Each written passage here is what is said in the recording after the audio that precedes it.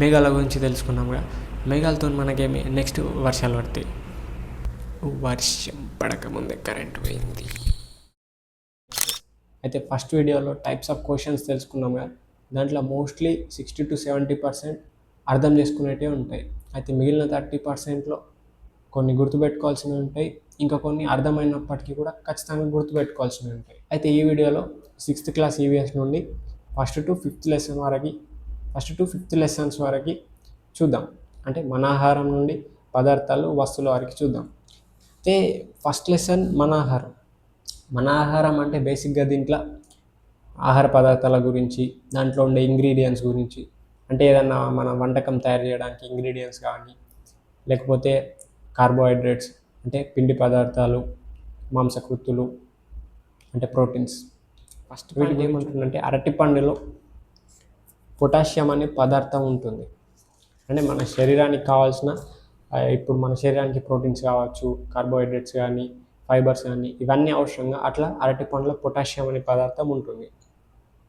అయితే నెక్స్ట్ ఏమి ఇచ్చిందంటే కృత్యం ఇచ్చిండు. మనకు కృత్యం అవసరం లేదు, కాకపోతే ఇందులో ఏమంటుండంటే విద్యార్థుల గురించి వాళ్ళు అంటే పొద్దున్న లేచినప్పటి నుంచి నైట్ తినే వరకు ఏమేమి ఆహార పదార్థాలు తింటారో వాటిని సేకరించమని చెప్తుండు.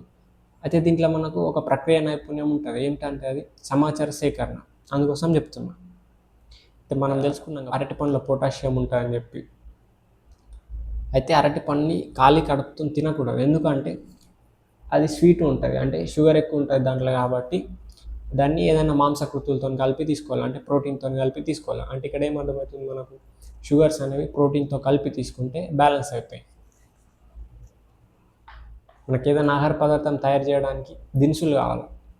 ఎట్లా అంటే ఇప్పుడు ఎగ్జాంపుల్ పాయసం తీసుకున్నాం అనుకోండి, చక్కెర, షేమియా అంటే షావాలు, పాలు, యాలకులు, ఇవన్నీ కూడా దినుసులు అన్నమాట. ఇంకో పాయింట్ ఏముందంటే చికోరి అనేది జీర్ణ వ్యవస్థకు మేలు చేస్తుంది. అట్లనే జీర్ణ వ్యవస్థ మరియు రక్త ప్రసరణ వ్యవస్థకు చికోరి అనేది మేలు చేస్తుంది. నెక్స్ట్ ఏమి ఇచ్చిందంటే మనకు ఆహార పదార్థాలు అనేవి కొన్ని మొక్కల నుండి వస్తాయి, కొన్ని జంతువుల నుండి వస్తాయి. ఎగ్జాంపుల్ ఎట్లా అంటే పాలు కానీ, గుడ్లు కానీ, మాంసం కానీ, ఇవన్నీ కూడా జంతువుల నుండి వస్తాయి. మనకు మొక్కల నుంచి వచ్చే ఏమంటే పప్పులు, కొన్ని రకాలైనటువంటి నూనెలు, బియ్యం ఇట్లాంటివి. బీట్రూట్లో పిండి పదార్థాలను ఎక్కువగా ఉంటాయి, కాబట్టి దాన్ని రెగ్యులర్గా తీసుకోవడం మంచిది. పిండి పదార్థాలు అంటే మనకు బిర్యానీ తయారు చేయడానికి ఆహార పదార్థాలు అవసరమవుతాయి కదా.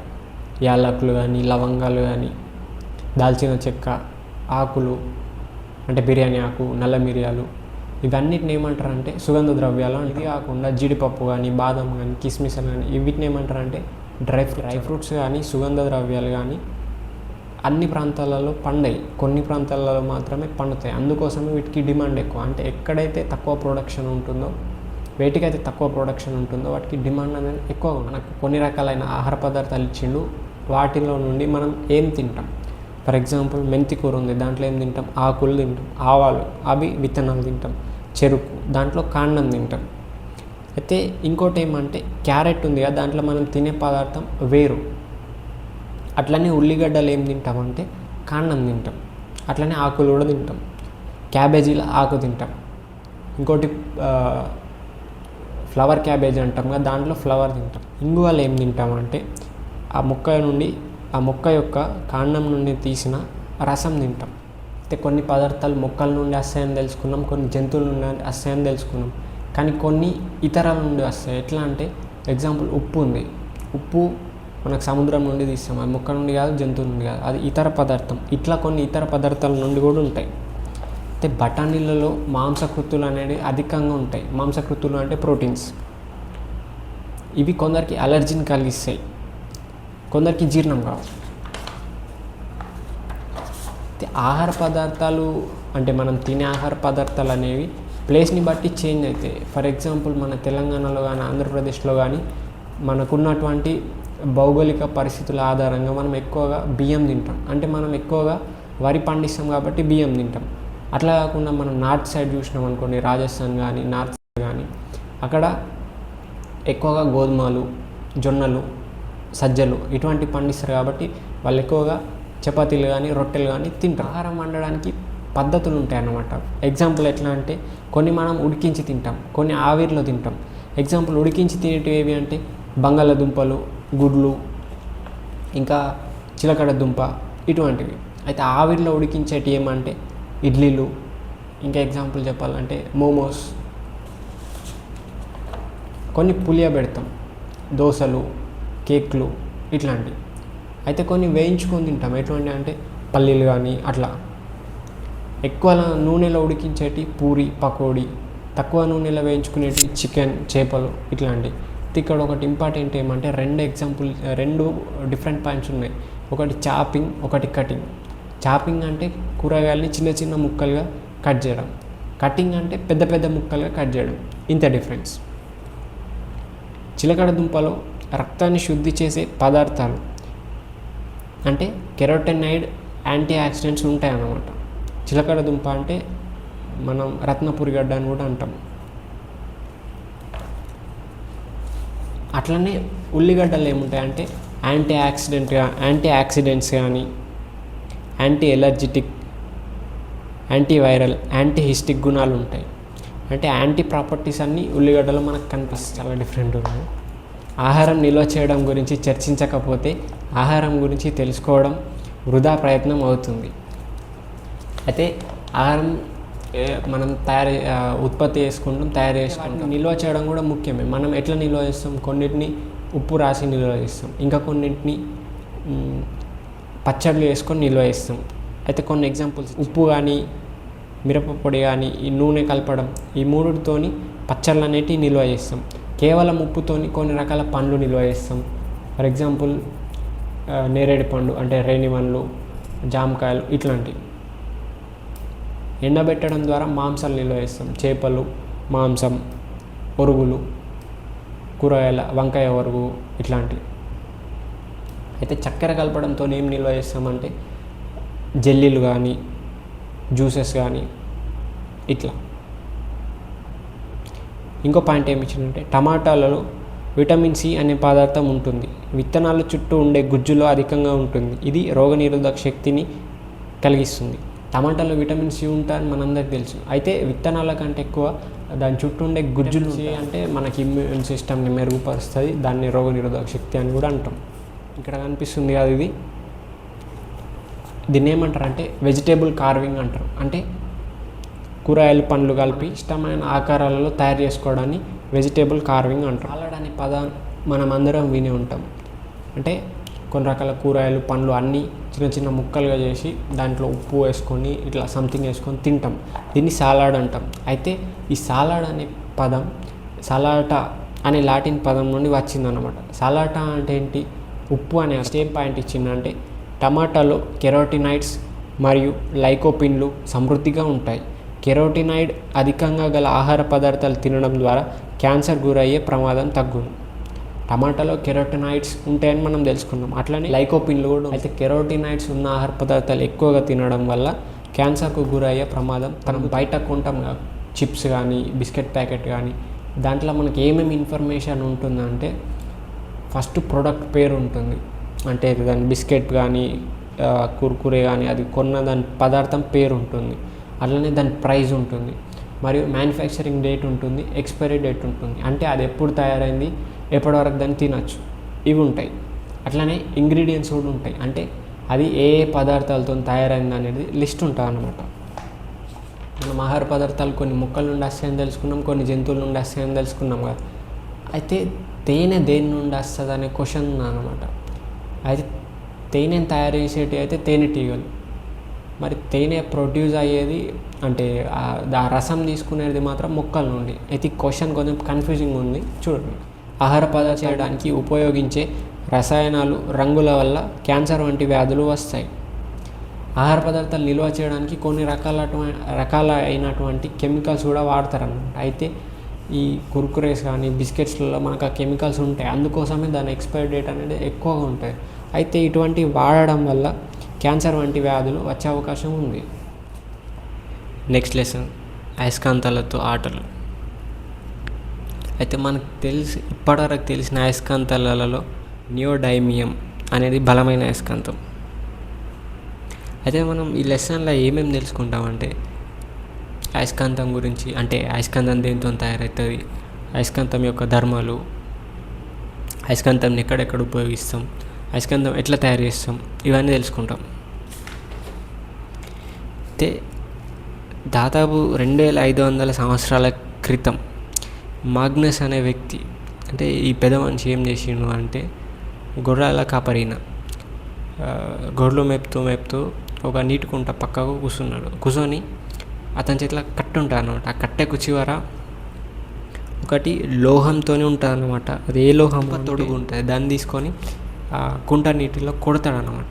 కొడితే ఇట్లా కొట్టుకుంటా ఉంటే దానికి అది ఒకసారి పైకి లేపినప్పుడు దానికి కొన్ని రాళ్ళు అంటుకొని ఉంటాయి. అయితే ఆ రాయే ఇప్పుడు సహజ అయస్కాంతం, అంటే దాన్ని ఇప్పుడు లార్జ్ స్టోన్స్ అంటున్నాం మనం.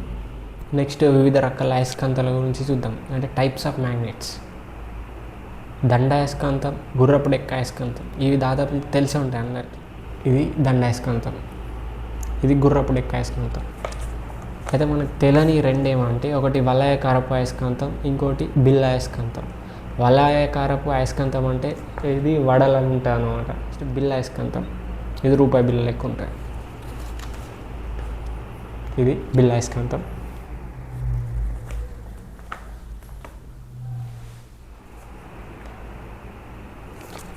ఇది బిల్ల అయస్కాంతం. అయితే అయస్కాంతాలు అనేవి ఇనుము, రాగి, నికెల్, కోబాల్ట్, అల్యూమినియం వీటి మిశ్రమాలతో తయారు. ఇప్పటివరకు మనం అయస్కాంతాల గురించి తెలుసుకున్నాం. అయితే అయస్కాంతం ఆకర్షించే పదార్థాలు కొన్ని ఉంటాయి, ఆకర్షించని పదార్థాలు కొన్ని ఉంటాయి. ఫర్ ఎగ్జాంపుల్ ఇప్పుడు స్కేలు, ఇనుపమేకు, ప్లాస్టిక్, గాజు ముక్కలు, కాగితం ఇవన్నీ పదార్థాలు తీసుకొని దాని పక్కకు అయస్కాంతం పెట్టి, అంటే దాన్ని తాకించి ఏవైతే అయస్కాంతానికి అతుక్కుంటాయో అవన్నీ కూడా అయస్కాంత పదార్థాలు అన్నమాట. ఏవైతే అయస్కాంతానికి అంటుకో అవన్నీ కూడా అనయస్కాంత పదార్థాలు అన్నమాట. అయితే మనం ఇంతకుముందు తెలుసుకున్నాం కదా, అతను మాగ్నస్ అనే వ్యక్తి నీళ్ళల్లో కొట్టి అవి సహజమైన అయస్కాంత రాళ్ళు కనుక్కున్నాడని, వాటిని ల్యాడ్ స్టోన్స్ అంటామని. అయితే ఆ ల్యాడ్ స్టోన్ని పూర్వం ఏం చేసేవాళ్ళు అంటే శత్రువుల నౌకలు ఏవైతే ఉంటాయో వాటి శీలాలు తొలగించి ఆ నౌకలు మునిగిపోయేటట్టు చేస్తుండే అనమాట. అందుకోసం ఈ ల్యాడ్ స్టోన్ అనే అయస్కాంతాలని ఉపయోగిస్తుండే. మనకు 2 ప్రయోగాలు ఇచ్చిండు అనమాట. ఒకటేమో ఒక దండాయస్కాంతాన్ని తీసుకొని మట్టి ఉంటుంది కదా, మట్టిలో రుద్దాలన్నమాట. రుద్దితే దానికి కొన్ని పార్టికల్స్ అంటుకుంటాయి కదా, మట్టిలో ఉన్న రేణువులు, అవన్నిటిని తీయాలన్నమాట. తీసే ముందు ఒకటి అబ్జర్వ్ చేయాలి, అవి దండాయస్కాంతానికి ఏ భాగాల్లో ఎక్కువ అంటుకున్నాయి అన్నమాట. మళ్ళా అవన్నిటిని కూడా ఆ రేణువులు పార్టికల్స్ ఏవైతే అంటుకున్నాయో అవన్నిటిని వేరు చేయాలి. వేరు చేసి సెకండ్ ప్రయోగంలో ఏమి ఇచ్చిండు అంటే ఒక వైట్ పేపర్ తీసుకొని దానిపైన వేయాలన్నమాట. అంటే ఒక పర్టికులర్ వేలా కాకుండా ఎట్లా అంటే అట్లా వేసేసి దాని కింద దండాయస్కాంతం పెట్టి అటు ఇటు జరపాలన్నమాట. జరిపితే అవి ఒక షేప్ ఫామ్ అవుతాయి. ఎక్కడ కాగితం మీద అవి ఏ షేప్ ఫామ్ అయినా కనుక్కోవాలి. ఈ 2 ప్రయోగాలు చూస్తే మనకు అక్కడ ఆ పార్టికల్స్ ఏవైతున్నాయో దాన్ని ఇనుపరాజ అంటాం. అది ఎక్కడ ఎక్కువగా ఫామ్ అయింది.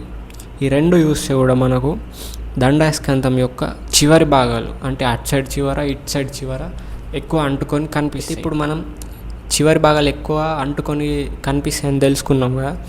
నెక్స్ట్ దండాయస్కాంతంలోని దిక్కుల్ని కనుగొందాం. ఇట్లా ఒక స్టిక్ తీసుకోవాలన్నమాట. దానికి ఇంకోటి ఇట్లా కట్టాలి. ఇట్లా కట్టి ఇక్కడ ఒక దారం వేలాడదీసి దాని చివర దండాయస్కాంతాన్ని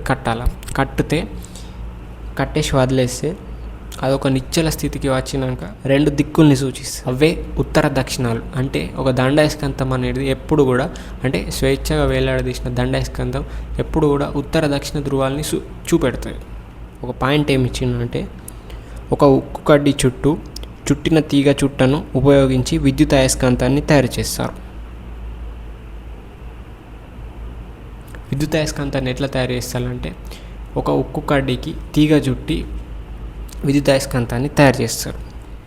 అయస్కాంతం ఎప్పుడు ఉత్తర దక్షిణ ధృవాలని చూపెడదని తెలుసుకున్నాం కదా, దీన్నే అయస్కాంత దిశా ధర్మం అని. ఇప్పుడు అయస్కాంతం గురించి తెలుసుకున్నాం కదా, ఇప్పుడు అయస్కాంత దిక్సూచి గురించి తెలుసుకుందాం.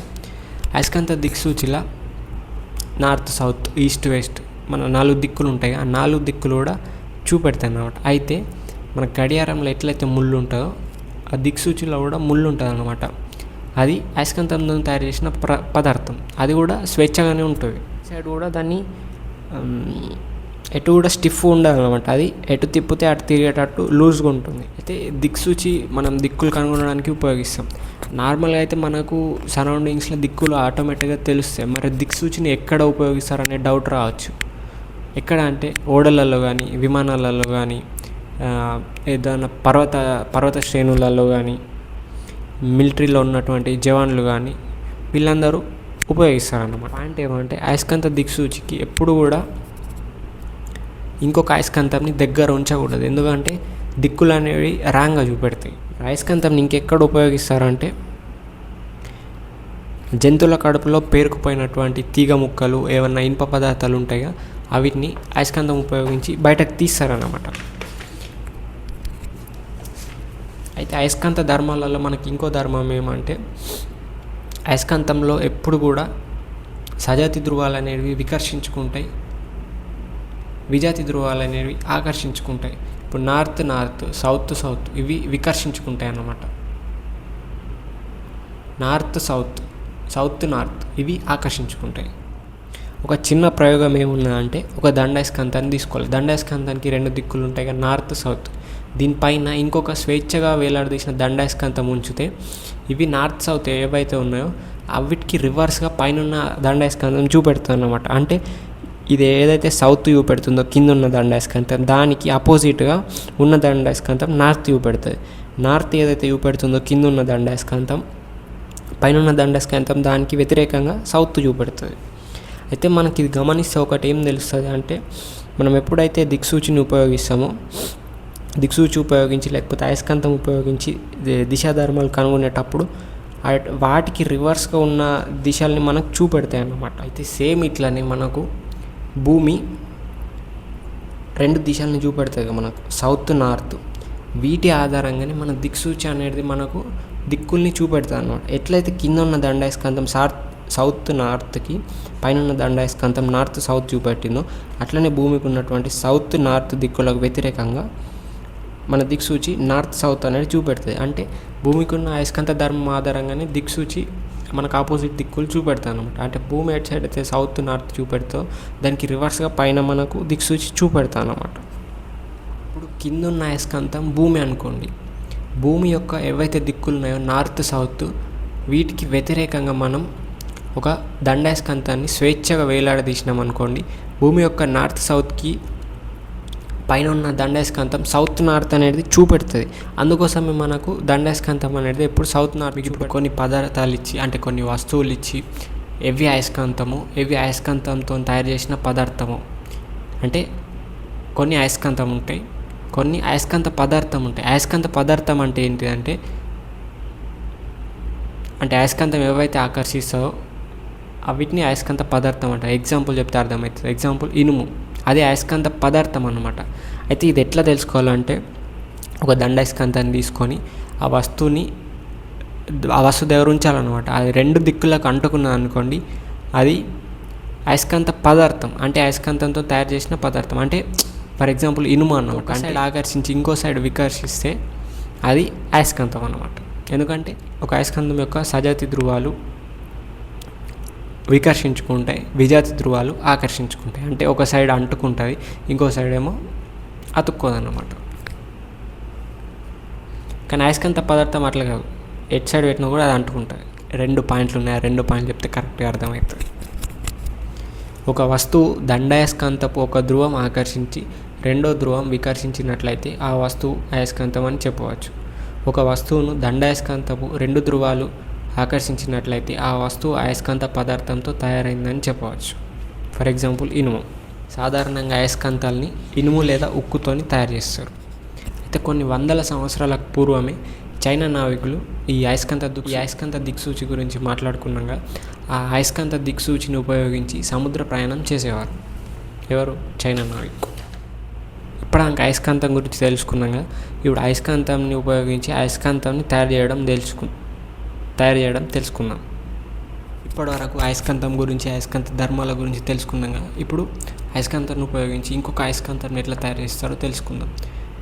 ఎగ్జాంపుల్ కాదు, ఇక్కడ ఒక ఎక్స్పెరిమెంట్ ఇచ్చిండు. ఏంటి అంటే ఒక ఇనుప మేక్ తీసుకొని దాన్ని ఒక దండాయస్కాంతం యొక్క ధ్రువాలతో, అంటే ఒక ధ్రువం తీసుకొని స్టార్టింగ్ నుంచి ఎడ్జ్ వరకు ఇట్లా దాన్ని రుద్దాలన్నమాట ఒక 20 నుంచి 30 సార్లు. ఎట్లా అంటే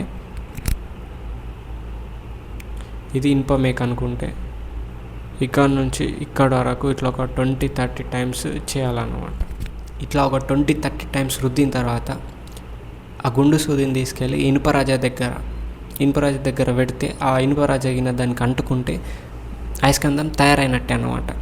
అయితే ఈ తయారైన అయస్కాంతంతో మనం దిక్సూచి తయారు చేయొచ్చు. ఎట్లా అంటే ఒక గ్లాస్ ఆఫ్ వాటర్ తీసుకొని, ఒక గ్లాస్లో నీళ్ళు తీసుకొని దానిపైన ఒక రబ్బర్ కాదు చెక్క బెండును పెట్టాలి. చెక్క బెండు పెట్టి దానిపైన ఈ గుండు సూది ఏదైతే ఉందో దాన్ని ఉంచాలి. నీళ్ళల్లో అది సులభంగా తేలడానికి కొంత డిటర్జెంట్ వేసి పెడితే ఆ గుండు సూది మనకు ఉత్తర దక్షిణ ధ్రువాలని చూపెట్టింది అనుకో, దిక్సూచి కూడా తయారైనట్టే అనమాట. ఇట్లా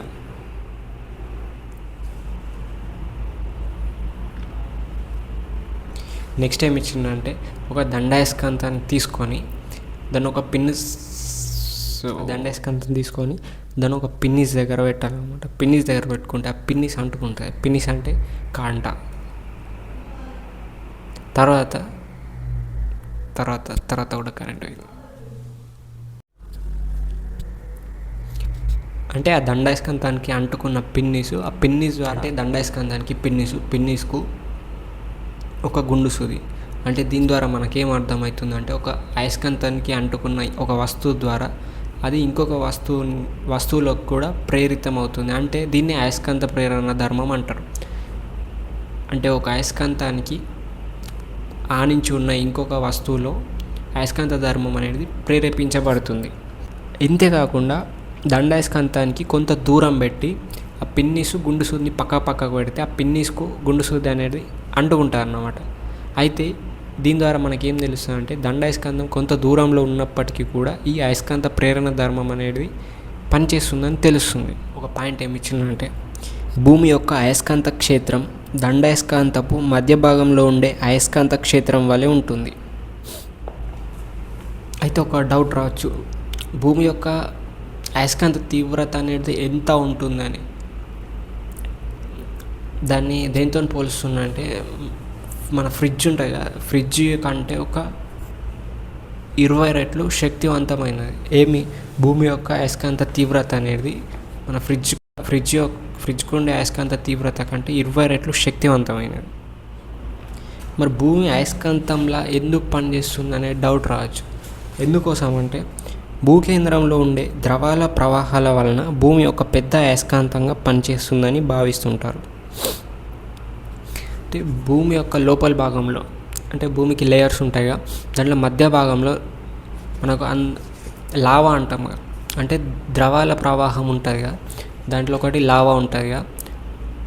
వీటి ప్రవాహం వల్ల భూమి అనేది ఒక అయస్కాంత క్షేత్రంగా పనిచేస్తుందని భావిస్తుంటారు.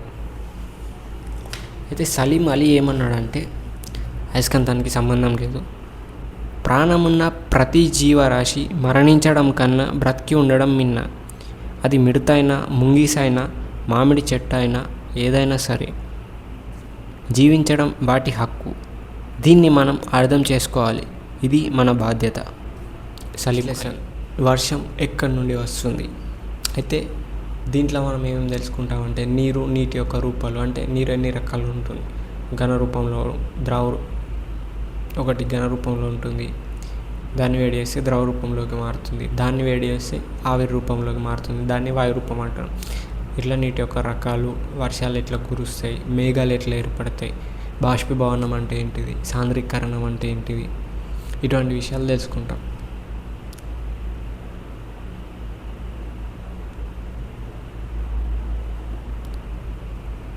వర్షం పడ్డప్పుడు వాన చినుకుంటాయిగా, అది గంటకు 7 నుంచి 18 మైళ్ళ వేగంతో ప్రయాణిస్తుంది.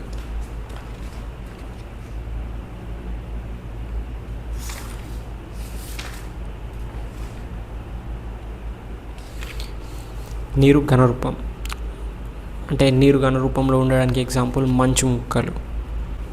వాటిని వేడేస్తే నీటి రూపంలోకి మారుతుంది, అదే ద్రవ రూపం. మళ్ళీ దాన్ని వేడి చేస్తే ఆవిరి రూపంలోకి మారుతుంది, అదే వాయు రూపం. అయితే వాన చినుక అనేది మనకు కనిపిస్తున్నట్టు గుండ్రంగా ఉండదు అన్నమాట. అది పైనుంచి పడుతున్నప్పుడు మనకు అట్లా కనిపిస్తుంది అంతే. ఒక గిన్నెల వాటర్ తీసుకోండి, దాన్ని స్టవ్ మీద పెట్టండి, వేడి చేయండి, ఇంకా వేడి చేయండి. వేడి చేస్తే దాంట్లో పైనుంచి ఆవిరి వెళ్తుందిగా, ఇట్లా ఆవిరి పోవడం. ఇంకా ఎగ్జాంపుల్ ఏమంటే, మనం బయట బట్టలు ఎండేస్తాం, ఆ బట్టలు కొద్దిసేపటి తర్వాత ఆరిపోతాయి, అంటే దాంట్లో ఉన్న వాటర్ అనేది వెళ్ళిపోతాయి. కొన్ని కిందికి వెళ్తాయి చుక్కలు చుక్కలుగా, కొన్ని కిందికి అడిచిపోతాయి, ఇంకా మిగిలిన ఎటు పోతాయి, ఆవిరి రూపంలో వెళ్ళిపోతాయి. అయితే ఇట్లా ఆవిరి రూపంలో వెళ్ళడాన్ని ఏమంటారంటే బాష్పీభవనం అంటారు. దీనికి ఇంకో పేరు ఏమంటే ఎగురుట. ఇది మనం ఇంకా ఎక్కడెక్కడ చూస్తామంటే చెరువుల లోపల కానీ నదుల లోపల కానీ నీరు అనేది నిరంతరంగా బాష్పీభవనం చెందుతుంటుంది. ఎట్లా అంటే ఇప్పుడు మనం ఎట్లయితే స్టవ్ మీద పెట్టి వేడి చేసినాం, అక్కడ మంట తగిలిందో, అట్లనే సూర్యరశ్మి ద్వారా ఈ నీరు అనేది బాష్పీభవనం చెందుతుంది. మనం చలికాలంలో ఎక్కువగా ఇది గమనిస్తుంటాం. బయట మొత్తం చలి ఉన్నది, మనం పొద్దున్న లేచా అంటే ఇట్లా అన్నాం అనుకోండి, నోటి నుంచి ఒక ఆవిరి వస్తుంది. ఆవిరి మనకు బయట కనిపిస్తుంది, అది ఒక మేఘం లెక్క కనిపిస్తుంది అన్నమాట. అయితే దీన్ని ఏమంటారు అంటే సాంద్రీకరణం అంటారు. సింపుల్గా చెప్పాలంటే నీటి ఆవిరి బయట ఉన్న వేడి గాలి తాకి నీటి బిందువులుగా మారుతాయి, దీన్నే సాంద్రీకరణం అంటారు అన్నమాట. ఇంకొక ఎగ్జాంపుల్ ఏమంటే, ఒక గ్లాస్లో వాటర్ తీసుకొని దాంట్లో ఐస్ క్యూబ్స్ వేసినాం అనుకోండి, ఆ గ్లాస్ బయట చిన్న చిన్న చుక్కలుగా మనకు కనిపిస్తాయి.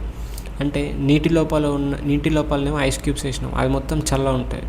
అయితే ఆ నీటి లోపల ఉన్న చల్లని ఐస్ క్యూబ్స్ ఆ వాటర్తో పోలిస్తే ఆ గ్లాస్ బయట ఉన్న పరిస్థితి, ఆ వాతావరణం ఎట్లుంటుంది అంటే కొంచెం వేడి ఉంటుంది. కాబట్టి ఆ వేడి ఆవిరి ఆ నీటి గ్లాస్ చల్ల ఉంటుంది కాబట్టి దానికి తాకి చిన్న చిన్న బిందువులు ఏర్పడతాయి. ఇది కూడా సాంద్రీకరణానికి ఒక ఎగ్జాంపుల్గా చెప్పచ్చు. సింపుల్ డెఫినేషన్లో చెప్పాలంటే నీటి ఆవిరి నీరుగా మారే ప్రక్రియనే సాంద్రీకరణం అని అంటారు. అయితే బాష్పీభవనం గురించి తెలుసుకున్నాం, సాంద్రీకరణం గురించి కూడా తెలుసుకున్నాం. బాష్పీభవనంలో ఏ నీరు అయితే నీటి ఆవిరిగా మారి పైన పోతుందో అది పైనకు పోయి అంటే భూమితో పోలిస్తే పైనకు వెళ్ళే కొద్దీ వాతావరణం అనేది చల్లగా ఉంటుంది. అయితే నీటి ఆవిరి పైనకు వెళ్ళి చల్లబడి మేఘాల లెక్క ఏర్పడతాయి అన్నమాట. ఏవైతే నీటి ఆవిరిగా ఏ బిందువులు అయితే నీటి ఆవిరిగా మారి పైనకు వెళ్ళినాయో అవి చల్లబడి మేఘాల లెక్క ఏర్పడతాయి అన్నమాట. ఈ బిందువులే మన గాలిలో తేలుతూ మేఘాల లెక్క కనిపిస్తాయి అన్నమాట. మంచి తెలుసుకున్నాం కదా. మేఘాలతో మనకేమి నెక్స్ట్ వర్షాలు పడతాయి. వర్షం పడకముందే కరెంట్ పోయింది. మనం ఇప్పుడు ఏవైతే ఉపయోగిస్తున్నామో గొడుగులు, ఆ గొడుగులు అనేవి ఫస్ట్ వర్షం నుండి తడవకుండా ఉండడానికి కాకుండా ఈజిప్ట్ దేశస్తులు ఏం చేసిండ్రంటే ఎండ నుంచి కాపాడుకోవడానికి గొడుగుల్ని కనిపెట్టిండ్రన్నమాట. అప్పుడు ఎండ నుంచి కాపాడుకోవడానికి కనిపెట్టిన గొడుగులు తర్వాత కాలంలో వర్షంలో తడవకుండా ఉండడానికి మనం వాడుతున్నాం అన్నమాట. ఈ వాన చినుకు అనేది 0.02 నుంచి 0.31 అంగుళాల వ్యాసార్థం కలిగి ఉంటుంది. వాన చినుకు అనేది 0.02 నుండి 0.31 అంగుళాల వ్యాసార్థం కలిగి ఉంటుంది. వ్యాసార్థం అంటే వ్యాసంలో సగం. వర్షం అయిపోయింది, వంటింట్లో మేఘాలు.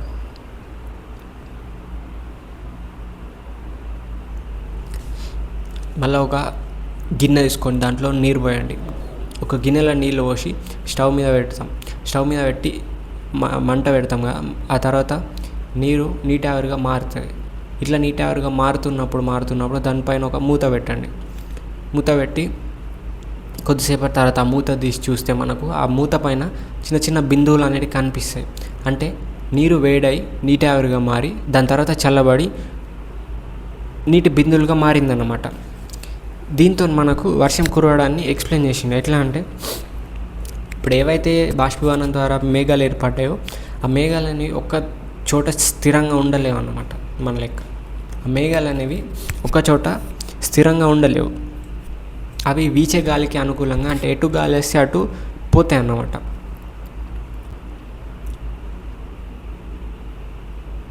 అయితే ఇట్లా అవి సముద్రం దగ్గర ఏర్పడిన మేఘాలు గాలితోని భూ వాతావరణంలోకి వస్తాయి అన్నమాట.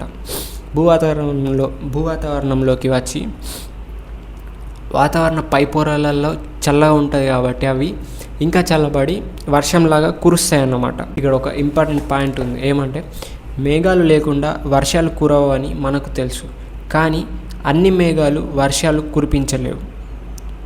కనుక వర్షం కురవాలంటే మేఘాలలో కొన్ని మార్పులు జరగవలసి ఉంటుంది. మేఘాలు మరింతగా చల్లబడినప్పుడు అందులో తేమ బిందువులు పెద్దవై మేఘాలు బరువుగా మారుతాయి. అప్పుడు అవి భూమిపైకి దిగుతాయి. ఆ మేఘాల రంగు తెలుపు నుండి నలుపుకు మారుతుంది. ఆ మేఘాలలోని తేమ బిందువులు మరింత పెద్దవవుతాయి. మేఘాలు వాటిని ఇక నిలుపుకోలేక తేమ బిందువులు కిందకు రాలటం ప్రారంభమవుతాయి. దీనినే వర్షం కురవడం అని అంటారు. ఏం లేదు, సింపుల్గా చెప్పాలంటే సముద్రం లోపల ఉన్నటువంటి నీరు ఏదైనా ఏదైనా సర్ఫేస్ పైన ఉన్నటువంటి నీరు సూర్యరశ్మికి వేడై ఆవిరి రూపంలోకి మారి పైనకు వెళ్తూ ఉంటే అక్కడ పైన వాతావరణంలో చల్లగా పైనకు వెళ్ళే కొద్ది చల్లగా ఉంటుంది కాబట్టి ఆ ఆవిరి అనేది నీటి బిందువులుగా మారుతుంది. నీటి బిందువులుగా మారి తర్వాత అక్కడ సముద్రంలో దగ్గర ఎక్కడైతే ఏర్పడిందో అక్కడి నుండి గాలుల ద్వారా భూవాతావరణంలోకి వస్తాయి. అట్లా వచ్చిన తర్వాత భూవాతావరణంలో ఇంకా చల్లబడుతుంది. ఇంకా చల్లబడి వర్షపు చినుకులు అనేవి కింద పడతాయి. ఇట్లా ఇంకా చల్లబడ్డదనుకో మంచు రూపంలో కురుస్తుంది అన్నమాట. ఇంకా పెద్ద స్థాయిలో ఈ ప్రక్రియ జరిగిందనుకోండి, పెద్ద మంచు ముక్కలు కురుస్తాయి అన్నమాట. అయితే ఇట్లా చల్లబడుతూ వర్షం కురుస్తాయిగా. ఎక్కువగా చల్లబడ్డాయి అనుకోండి మంచు స్ఫటికాలుగా కురుస్తాయి. అంటే మంచు కురియడం అంటాముగా, ఇదే ప్రాసెస్ అన్నమాట. వర్షం పడే ప్రాసెసే, కాకపోతే కొద్దిగా ఎక్కువ చల్లబడడం వల్ల అది మంచు రూపంలో కురుస్తుంది అన్నమాట. ఇంకా ఎక్కువ చల్లబడ్డది అనుకోండి పెద్ద మంచు ముక్కలు కురుస్తాయి. దాన్నే మనం వడగండ్లు అని అంటాం. ఋతుపవనాలు అన్నమాట. నెక్స్ట్ ఋతుపవనాలు జూన్ నుండి సెప్టెంబర్ వరకు. మనకు జూన్ నుండి సెప్టెంబర్ వరకు ఏవైతే ఋతుపవనాలు అంటే ఏవైతే గాలులు వీస్తాయో అవి నైరుతి దిక్కు నుండి వీస్తాయి అన్నమాట.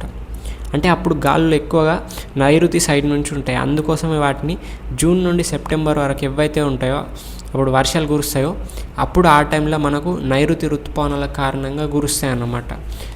డిసెంబర్లోనేమో ఈశాన్య ఋతుపవనాలు వస్తాయి. ఎందుకంటే అప్పుడు ఈశాన్యం సైడ్ నుంచి గాలులు వీస్తాయి. అందుకే వాటిని ఈశాన్య ఋతుపవనాలు అంటారు అన్నమాట. ఇదంతా కరెక్టే ఉన్నది, కానీ ఈ పరిశ్రమలు వాహనాల నుండి ఏవైతే వెలువడతాయో సల్ఫర్ డైఆక్సైడ్ కానీ నైట్రోజన్ డైఆక్సైడ్ కానీ వీటి ద్వారా మేఘాలు కలుషితమై ఆమ్ల వర్షాలు అనేటివి కురుస్తున్నాయి అన్నమాట.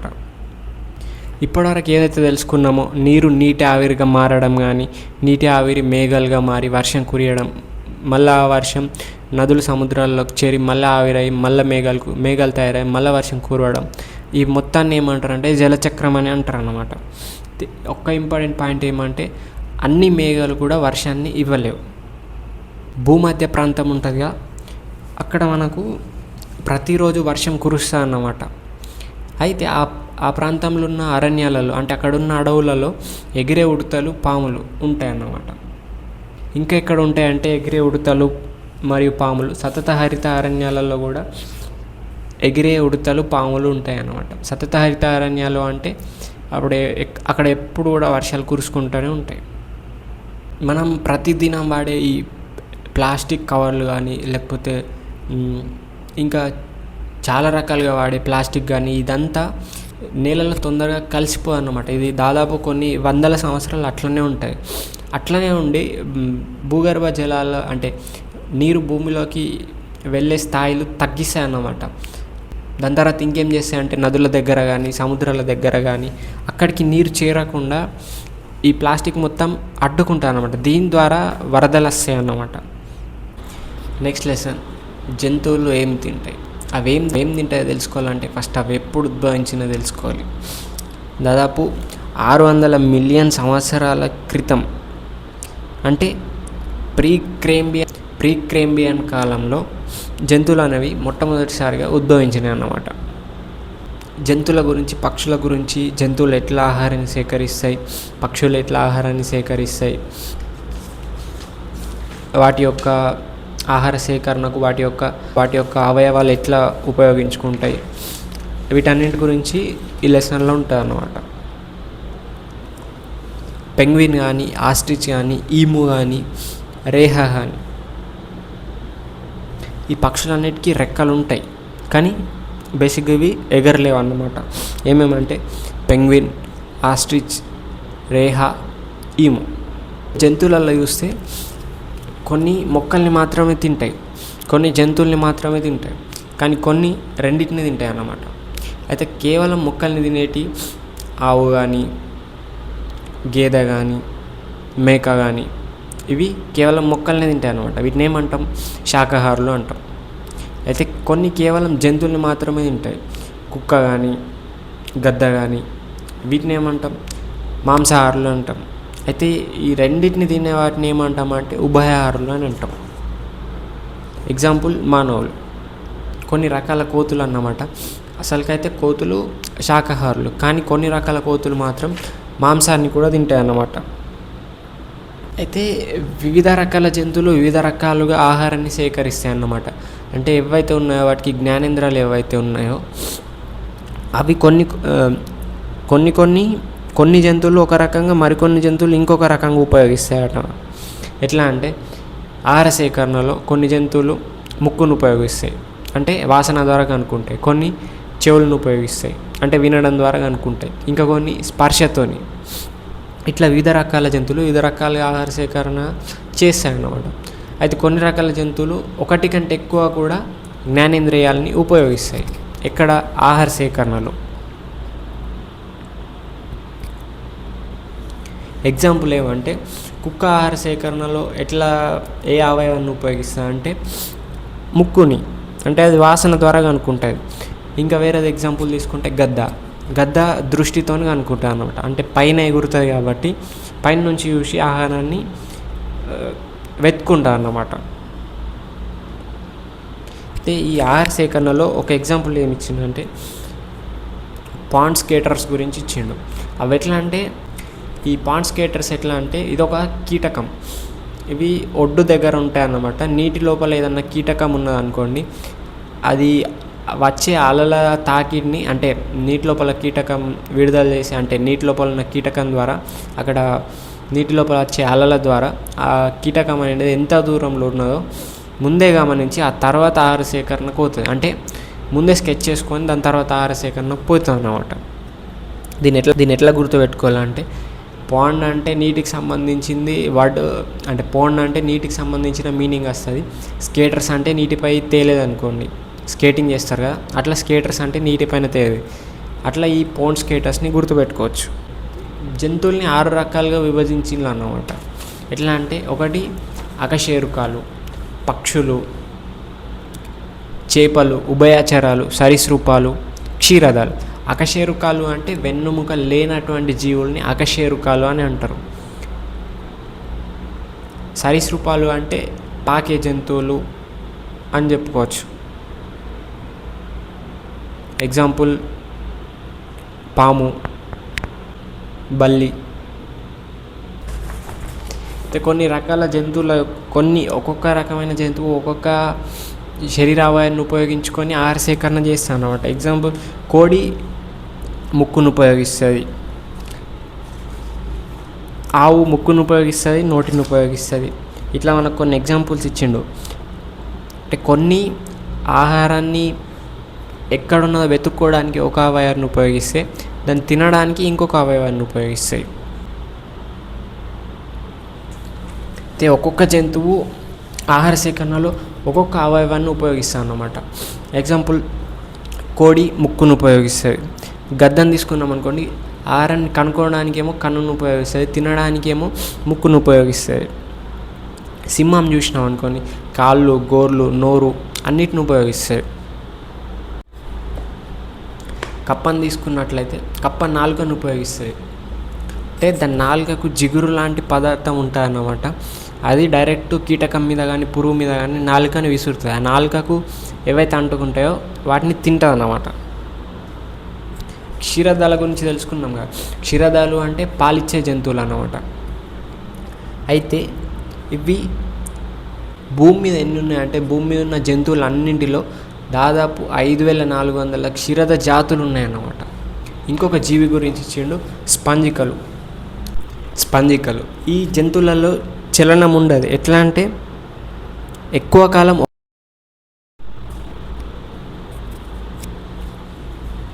అయితే ఈ పక్షుల ముక్కులు అనేవి కూడా అన్ని కొచ్చా ఉంటాయి, కొన్నిటి ఏమో పొడుగు ఉంటాయి, కొన్నిటి వంకరగా ఉంటాయి. ఇవి ఇట్లా ఎందుకు ఉంటాయి అని అనిపించవచ్చు. ఎందుకోసం అంటే అవి ఆహార సేకరణ కోసం కొన్ని రకాల పక్షులు మాంసాహారాన్ని తింటాయి. ఇప్పుడు ఫర్ ఎగ్జాంపుల్ గద్ద ఉన్నది అనుకోండి, దాని ముక్కు చాలా గట్టిగా ఉంటుంది. ఎందుకోసం అంటే అది మాంసాహారాన్ని తింటుంది. కొన్ని రకాల చిలుకల ముక్కులు బలంగా వంకర తిరిగి ఉంటాయి. ఎందుకంటే పండ్లు వాటి లోపల ఉన్న గట్టి విత్తనాలని కొరకడానికి వాటి ముక్కు వంకరగా గట్టిగా ఉంటుంది అన్నమాట.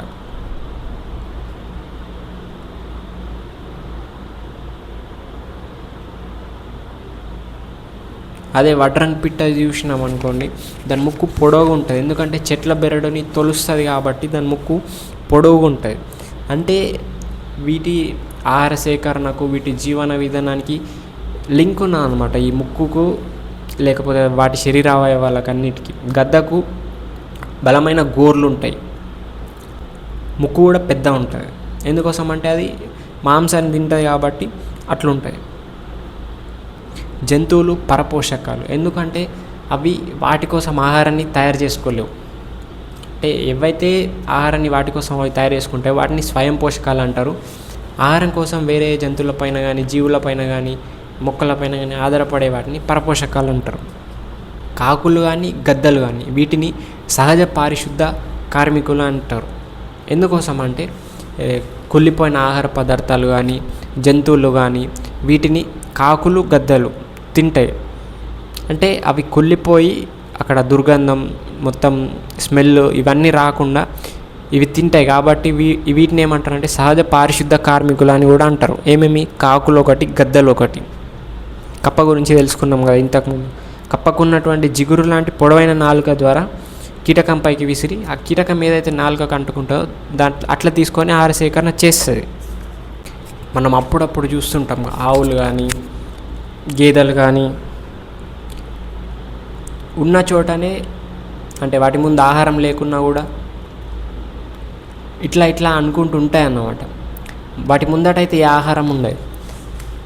ఎందుకోసం అంటే అవి ప్రొద్దున నుంచి సాయంత్రం వరకు ఏమేమైతే తింటాయో అవన్నిటిని కూడా కడుపులో ఉన్న జీర్ణాశయంలో ఒక ప్రాంతంలో ఈ తిన్న ఆహారం మొత్తం జమ చేసుకుంటాయి అన్నమాట. తర్వాత రాత్రిపూట ఆ తిన్న ఆహారాన్ని మొత్తం నోటి లోపలికి తెచ్చుకొని తింటాయి అన్నమాట. దీన్ని ఏమంటారంటే నెమరు వేయడం అని అంటారు. అయితే ఇంకొక జీవి గురించి ఇచ్చిండు, క్రేన్ ప్లే. ఇది లార్వా దశలు ఉన్నప్పుడు బాగా తింటారు అన్నమాట. కానీ ప్రౌఢజీవిగా మారినప్పుడు తినదన్నమాట. ప్రౌఢజీవి అంటే పెద్దగా అయిన తర్వాత తినది అన్నమాట. ఎందుకంటే దానికి ఆహారం తినవలసిన అవసరమే ఉండదు అప్పుడు. అయితే జంతువులలో నీలి తిమింగలాలు అనేవి చాలా పెద్దవి అన్నమాట. ఎంత అంటే ఇవి 110 నుండి 160 టన్నుల బరువు ఉంటాయి. అట్లనే 20 నుండి 30 మీటర్ల పొడవు ఉంటాయి. ప్రకృతిలో అనేక రకాలైనటువంటి మొక్కలు ఉంటాయి, జంతువులు ఉంటాయి, ఇట్లా అనేక రకాలు ఉంటాయిగా. శాకాహారులు ఉంటాయి, మాంసాహారులు ఉంటాయి, ఉభయాహారులు ఉంటాయి. ఇట్లా ఆహారం కోసం ఒకదానిపై ఒకటి ఆధారపడుతూ జీవిస్తాయిగా. ఇట్లా ఒకదానిపై ఒకటి ఆహారం కోసం ఆధారపడి జీవించడం ద్వారా ఒక లింక్ ఏర్పడుతుంది అన్నమాట. దీన్ని ఆహారపు గొలుసు అని అంటాం. ఈ ఆహారపు గొలుసు ఒక సరళ మార్గంలో ఉండదు అన్నమాట. అంటే ఈ జంతువుని ఇదే తినాలా, ఈ జంతువుని ఇదే తినాలా, ఈ మొక్కని ఇదే తినాలా, ఇట్లా ఉండదు అన్నమాట. సరళ రేఖలో ఉండదు. అయితే ఇట్లా ఆహారపు గొలుసు ఏర్పడుతుంది. ఇట్లా అనేక ఆహారపు గొలుసులుగా కలిసినాయి అనుకోండి, ఒకదానితో ఒకటి ఆధారపడి ఒక ఆహార జాలకం ఏర్పడుతుంది. ఇక్కడ ఒక పాయింట్ ఇచ్చింది అన్నమాట. ఈ మధ్యకాలంలో మనం పంటలను కాపాడుకోవడానికి అనేక రకాలైన పురుగు మందులను, కీటకనాశనాలను ఉపయోగిస్తున్నాం. కరెక్టే. విషపూరితమైన కీటకాలను తినడం వల్ల ప్రతి సంవత్సరం కప్పలు విపరీతంగా చనిపోతున్నాయి. ఇట్లా కీటకాలు విషపూరితమై ఆ కీటకాలని తిన్న కప్పలు అనేటివి అనేకంగా చనిపోతున్నాయి అన్నమాట. నెక్స్ట్ చీమల ప్రపంచం. తేనెటీగలు ఎట్లయితే ఆడ ఈగ, మొగ ఈగ, కూలి ఈగ, వెందే ఈగ ఇట్లా అనేక రకాలైనటువంటి ఈగలు ఉంటాయిగా, అట్లనే చీమల లోపల కూడా ఉంటాయి అన్నమాట.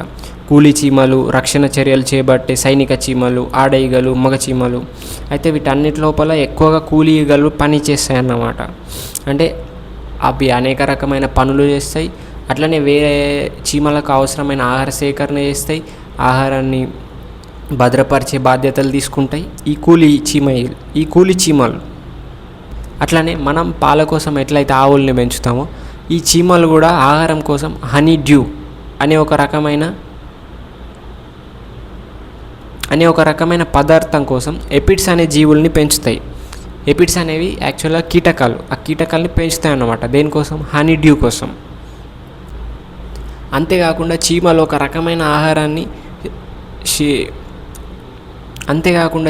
ఒక రకమైన శిలీంధ్రాన్ని ఆహారంగా తీసుకుంటాయి. వాటి కోసం ఆకుల్ని పాన్పువలే అంటే పరుపులాగా వేసి ఆ శిలీంధ్రాన్ని పెంచుతాయి అన్నమాట. ఒక పాయింట్ ఏమి ఇచ్చిందంటే, ఎడారి జంతువులు చాలా వరకు నిశాచరులు. అంటే అక్కడ ఎడారి లోపల పగటిపూట చాలా వేడిగా ఉంటుంది కాబట్టి అవి పగటిపూట బొరియలలోకి వెళ్ళి నివసిస్తాయి. బహుశా ఇదే కారణం చేత అవి నిశాచరులు. అంటే ఇది ఒక అడాప్షన్ లాగా ఏర్పడి ఉండవచ్చు. ఎట్లా అంటే, ఇప్పుడు ఒంటెలకు ఎట్లయితే కాళ్ళు పొడవుగా ఉంటాయో, అంటే అవి రాను రాను భౌగోళిక పరిస్థితుల ఆధారంగా పరిణితి చెంది ఉంటాయి అన్నమాట. అట్లనే చిరుతపులి పిల్లి కుటుంబానికి చెందినది. ఇది దాదాపు 12 నుండి 17 సంవత్సరాల వరకు జీవిస్తుంది. ఏది? చిరుతపులి.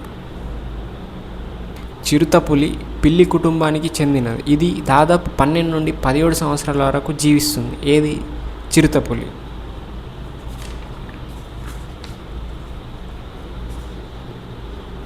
సీతాకోక చిలుక పూల నుండి మకరందాన్ని సేకరిస్తుందిగా, అది దేంతో సేకరిస్తుంది అంటే, ఇంతకుముందు మనం వివిధ రకాల జంతువులు, పక్షులు వివిధ రకాల అవయవాలతో ఆహారాన్ని సేకరిస్తాయి అని తెలుసుకున్నాము. అట్లా సీతాకోక చిలుక దేని ద్వారా ఆహారాన్ని సేకరిస్తాయి? దేని ద్వారా అంటే తొండం ద్వారా ఆహారాన్ని సేకరిస్తుంది. అయితే పక్షుల్ని కూడా సకశేరుకాలు అని అంటారు. సకశేరుకాలు అంటే వాటికి వెన్నుముక ఉంటుంది. అంటే పక్షులకు వెన్నుముక ఉంటుంది కాబట్టి వాటిని సకశేరుకాలు అని అంటారు.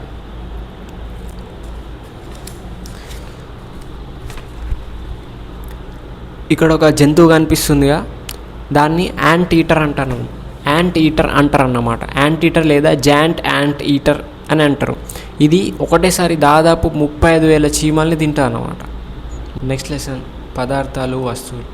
అయితే దీంట్లో పదార్థాలు ఎన్ని రకాలుగా ఉంటాయి, పదార్థాల యొక్క ధర్మాలు, పారదర్శక పదార్థాలు, అపారదర్శక పదార్థాలు, నీటిలో తేలే వస్తువులు, ఇటువంటివి ఉంటాయి. ఇది చిన్న ఉంటుంది లెసన్. ఇక్కడ 2 పాయింట్లు ఇచ్చిండు, కాకపోతే దాదాపు 2 పాయింట్లు ఒకటే విషయం చెప్తున్నాయి. ఏమంటే, ఒక వస్తువు రంగు దాని నుంచి విడుదలయ్యే కాంతి రంగుపై ఆధారపడి ఉంటుంది.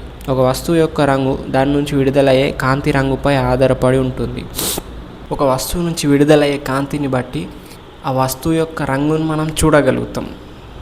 ఒక వస్తువు నీటిలో మునుగుతుందా తేలుతుందా అనేది ఒక వస్తువు అంటే ఆ వస్తువు యొక్క సాంద్రతపై ఎట్లన్నా ఆధారపడి ఉంటుంది. దాంతోపాటు ఆ వస్తువు ఎట్లయితే మనం వేస్తున్నామో అంటే మాధ్యమం ఏదైతే ఉందో దాని యొక్క సాంద్రతపై కూడా ఆధారపడి ఉంటుంది. మనకు తెలుసు, ఏదన్నా వస్తువు నీటిపై తేలాలంటే నీటి సాంద్రత కన్నా తక్కువ ఉండాలి. అయితే నీటి సాంద్రత 1 గ్రాముకు మిల్లీలీటర్ ఉంటుంది.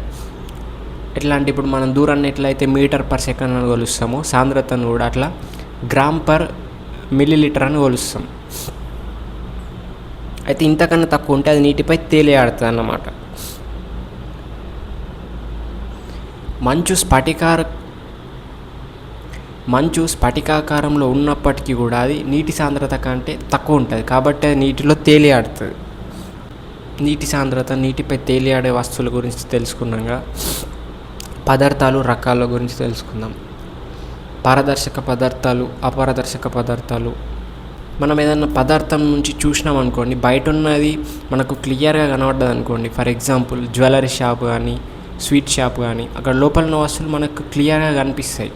అయితే ఇట్లా వేటి నుంచి అయితే మనకు క్లియర్గా కనిపిస్తాయో వాటిని పారదర్శక పదార్థాలు అని అంటారు. అయితే వేటి నుంచి చూస్తే మనకు బయట ఉన్న వస్తువు కనబడదు, చెక్క, ఇనుము ఇట్లాంటి వీటిని అపారదర్శక పదార్థాలు అని అంటారు. అయితే కొన్ని వస్తువులకి వెళ్ళి చూస్తే మనకు సగం సగం కనిపిస్తుంది. ఎట్లా అంటే ఇప్పుడు ఒక కాగితానికి నూనె పూసి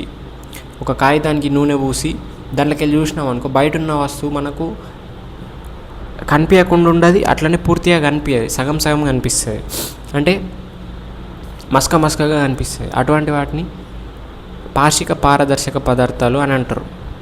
పారదర్శక పదార్థాలకి ఎగ్జాంపుల్ గ్లాస్ అంటే మనం దాని నుంచి చూస్తే కనిపిస్తుంది అటువంటి గ్లాస్. మనం ఇంతకుముందు లెసన్లో తెలుసుకున్నాం కదా, నీరు ఘన రూపంలో, ద్రవ రూపంలో, వాయు రూపంలో ఉంటుందని. అయితే ఒక పదార్థం యొక్క స్థితి అనేది దాని యొక్క ఉష్ణోగ్రత స్థితిని బట్టి డిసైడ్ చేస్తామన్నమాట. అంటే ఇప్పుడు మంచు ఉంటుంది, మంచు 0 degrees వద్ద నీరు మంచు రూపంలో ఉంటుంది, వేడి చేస్తే ద్రవ రూపంలోకి మారుతుంది, ఇంకా వేడి చేస్తే ఆవిరి రూపంలోకి మారుతుంది. అంటే ఉష్ణోగ్రత స్థితిని బట్టి పదార్థం యొక్క స్థితి అనేది మారుతూ ఉంటుంది.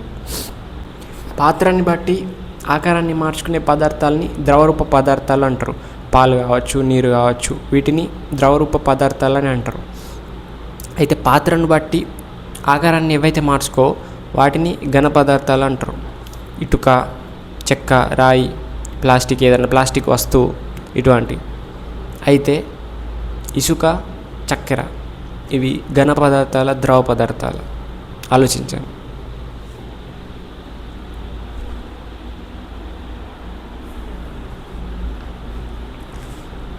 చక్కెర ఏదైనా వస్తువు ఏదైనా పాత్రలో పోసినాం అనుకోండి, ఆ పాత్రలోకి అంటే ఆ పాత్ర షేప్లోకి వెళ్ళిపోతుంది. ఇసుక ఏదైనా పాత్రలో పోసినాం అనుకోండి, అది ఆ పాత్ర షేప్లోకి వెళ్ళిపోతుంది.